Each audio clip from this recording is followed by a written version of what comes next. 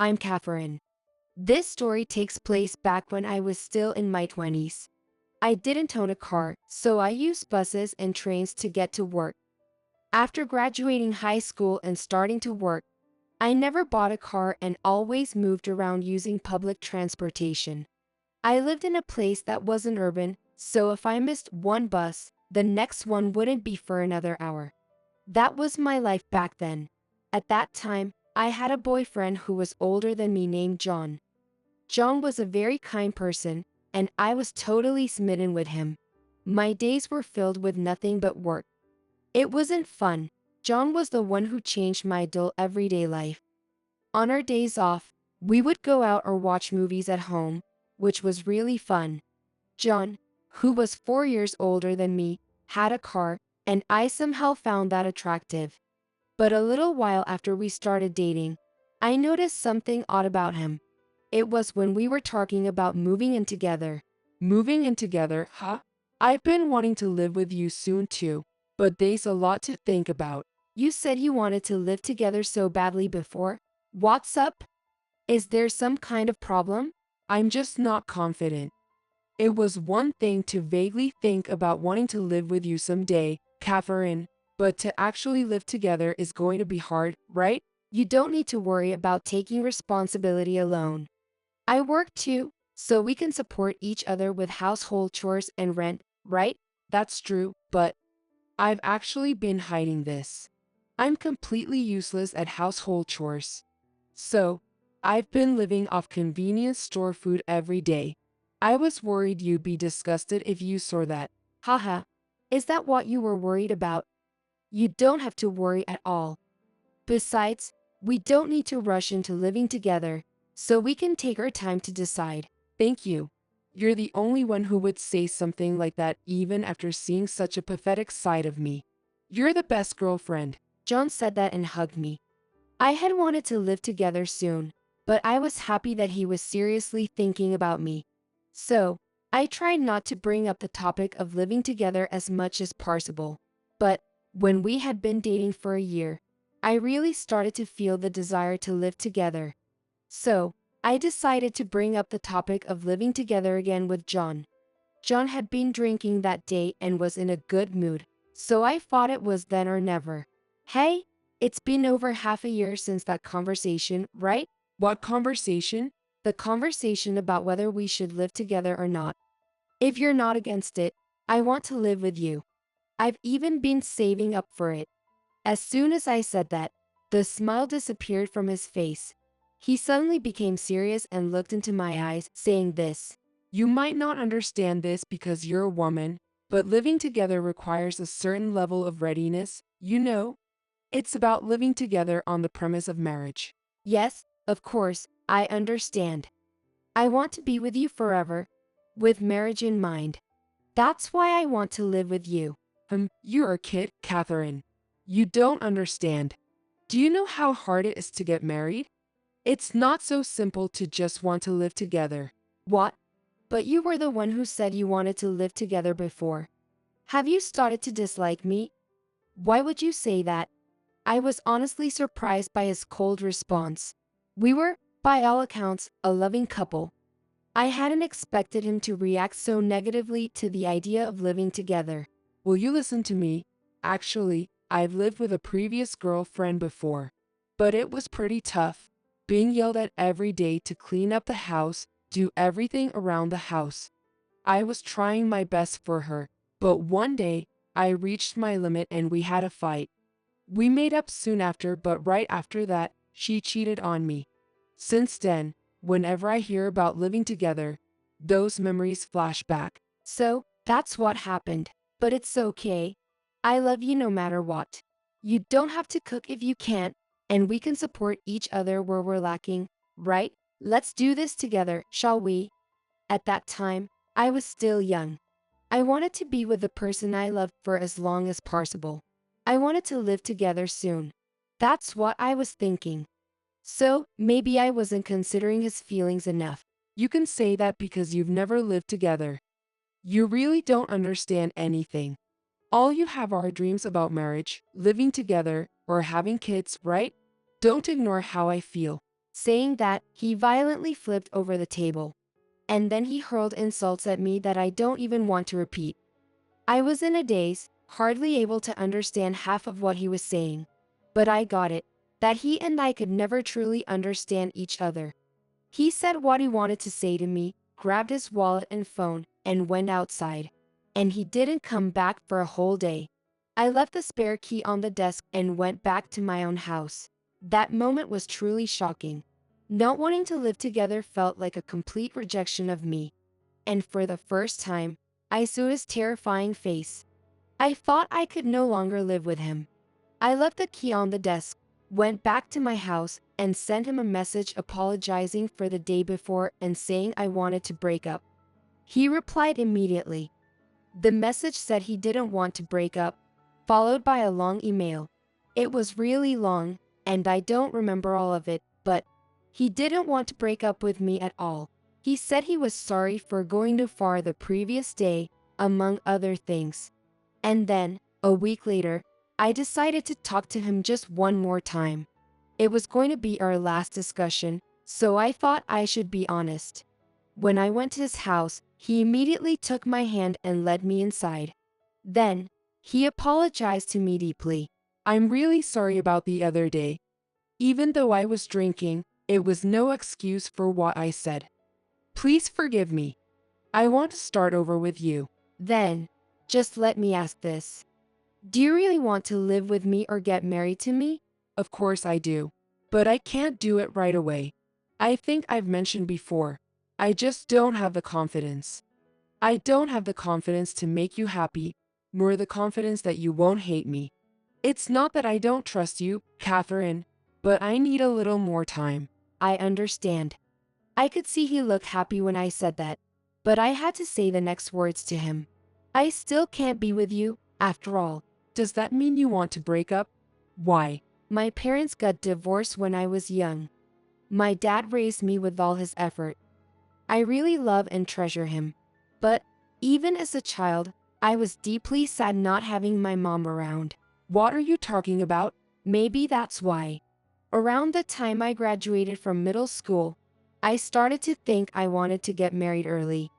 Of course, marriage isn't the only goal, and I'm not dating just to get married.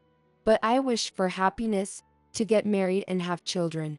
But even if we can't do it right now, if we date longer, maybe we'll be able to live together eventually. I know. I love you too, but not being able to live together or get married feels like a rejection to me, and I can't stay with you anymore. How many years should I wait?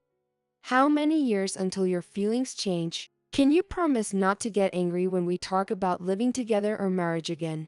Do I have to be afraid every time we talk about our future, worrying you might get angry?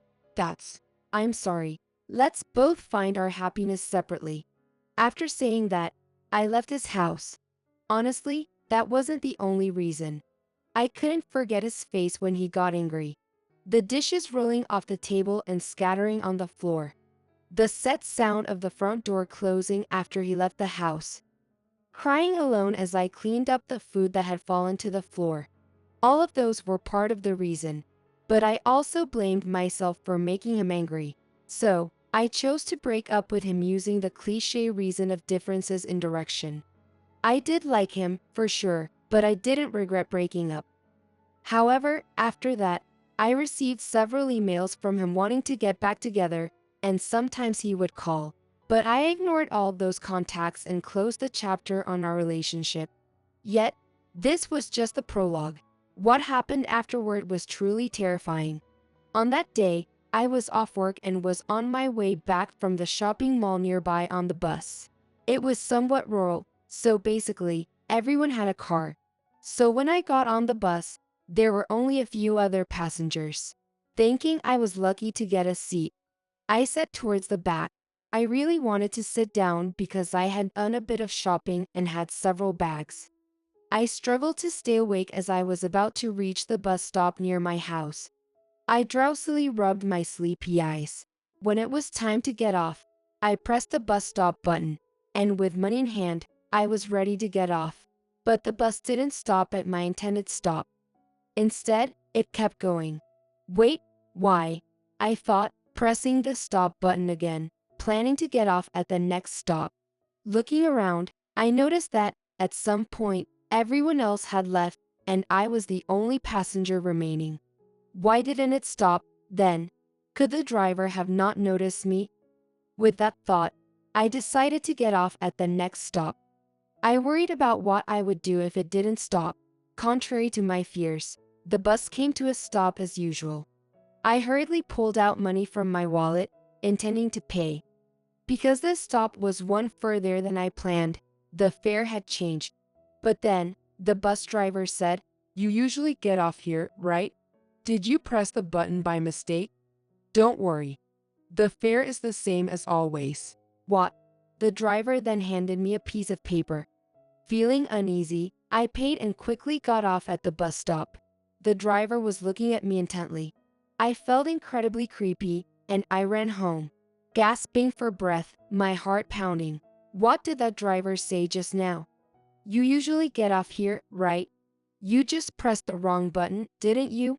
It's okay." It's as if he's been watching me all along. The moment I thought that, I couldn't stop the chills. I collapsed at my front door, unable to stand up as I was overwhelmed by fear. Actually, I don't usually get off at the stop in front of my house after work. I get off at the one after the stop I was dropped off at this time, and do some shopping at a supermarket nearby before heading home. So, this stop I usually get off at is one beyond the one in front of my house. I guess the bus driver got confused because of that. There are quite a few people who use the bus after work. Not just me, but students and office workers too. But it's strange for him to know the stop I always get off at, especially when the bus was empty. Maybe he has a really good memory, but it's terrifying to be told something like that on an empty bus. I even started to worry if he knew where I lived. The thought made me truly afraid. Somehow, I managed to drag myself from the entrance to the living room. Then, after that, the doorbell rang. I was too scared to stand up, but the doorbell rang again. Perhaps because I didn't respond, it was pressed over and over again. Terrified, I covered my ears and crouched down on the spot. Was it about 5 or 10 minutes? I was too scared to remember, but it felt like it would never end. When the doorbell finally stopped ringing, I quietly peeked through the peephole. No one was there anymore. My house has a doorbell, but it doesn't have a recording function. Because of that, I couldn't tell who had pressed the doorbell. I was too scared to fall asleep that night. So the next day, I invited my friend Amy over to my house. I was scared to be alone, so I asked Amy to stay over. Of course, I told her everything that happened the previous day. Amy was very kind. "I'm sorry if I've dragged you into any trouble." Don't worry. If anything happens, I'm here. We'll call the police right away and get that guy caught, whether he's a bus driver or whatever.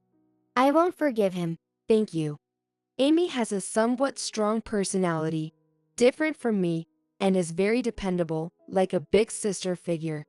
Having her come over helped me calm down a bit. By the way, didn't you get a weird note from the bus driver?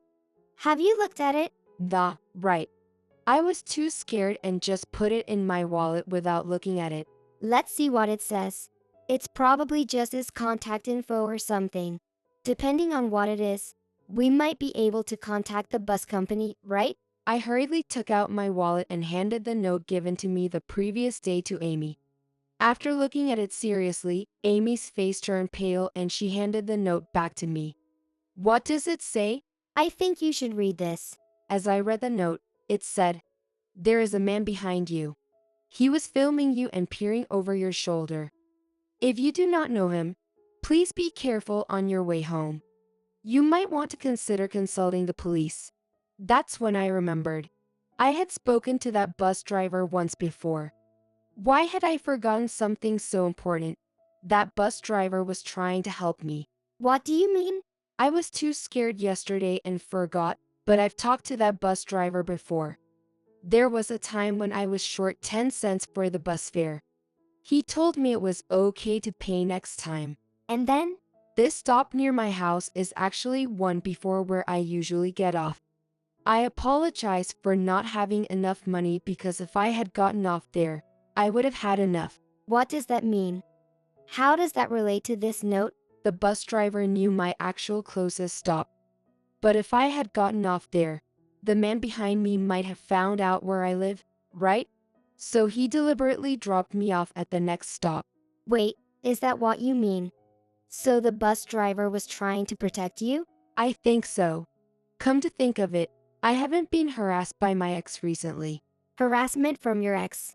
Recently, I've been getting calls from John at all hours, day and night. At first, the emails were about wanting to get back together, but lately, they've turned into a list of grievances. But then, it suddenly stopped one day. I thought he had given up on me, but if that wasn't the case, Does your ex know where you live? after we broke up, I moved because of work. It wasn't a good breakup, and I was scared he knew where I lived, so it was a good time to move. So the note saying there's a man behind you. Could that be about your ex? Maybe. As we were talking about this, the house's doorbell rang. It rang unnaturally often, over and over again. Amy and I looked at each other, nodded, and then headed to the front door. Then, I looked outside from the door's scope. There stood a man, my ex-boyfriend. We didn't know what to do, and soon, the knocking on the door became forceful. The door was knocked on repeatedly, and we could hear something like shouting from outside. Listening closely, John was yelling nonstop at me. Hey, don't mess around. Open up now. You can't just break up over some stupid excuse, right? I loved you. And yet, you betrayed me like this. If you love me, open the door now. I'll forgive you if you open it now. Don't make me break it down, okay? I'm the only one who can love you. Understand and open this door now. Hey, are you listening? Enough is enough. John kept shouting and yelling like that. We immediately called the police. Trying to avoid causing trouble for the neighbors, we attempted to calm him down before the police arrived. But of course, we were too scared to meet him directly, so we called him. John answered the phone right away. Hey, you don't need to call me. Just open the door. I know you're inside. Stop it. You're disturbing the neighbors. We're over, aren't we? Getting back together is absolutely impossible. Besides, I'm scared, so please go back. You said you loved me, right? Do you have any idea how much I've spent on you? Not just money, but time too. I won't allow you to break up on your whim. Have you been following me all this time? I didn't tell you my new address, so how did you find this place? I saw you at the shopping mall and followed you all the way. I sneakily got on the bus and sat behind you. You were humming happily, huh? Cute. I could see you exchanging messages through the glass. Looks like it's just female friends for now. No new boyfriend yet, huh? Oh, that's right. I took a photo of the crown of your head with a silent camera. Cute as always. I will never break up with you. Hearing that made me really sick to my stomach. He had been looking at my phone without permission and had even taken photos without me knowing. I guess the bus driver saw this strange behavior and tried to communicate the situation to me somehow. Open up now, or I'll break the door, you hear? The door was banged on so hard it felt like it might break at any moment. As Amy held the door, I waited desperately for the police to arrive. After a while, John stopped talking. When we thought he might have given up, the doorbell rang again. Tentatively looking through the peephole, this time it was the police. John, taken down by the police, was then taken to the station, and I was taken for a brief questioning. There, one surprising fact after another came to light. You were in a relationship with Mr. John, is that correct? Yes, after we broke up, he insisted on getting back together and followed me secretly yesterday. The part where I was talking to John was recorded on Amy's phone, so John's actions were quickly brought to light. But then, with one sentence from the police officer, I experienced an even greater fear. Mr. John is married, isn't he? And he has 2 children. What? That means he was already married. He seems to have been living separately from his wife and children on a job assignment. He was married. And he even has kids? Yes.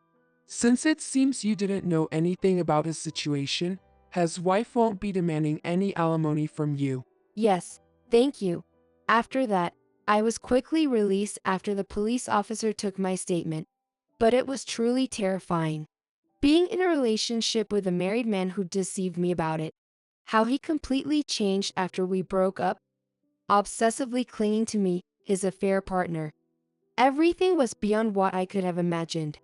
I think the reason John said he couldn't marry or live together with me right away was probably because of this.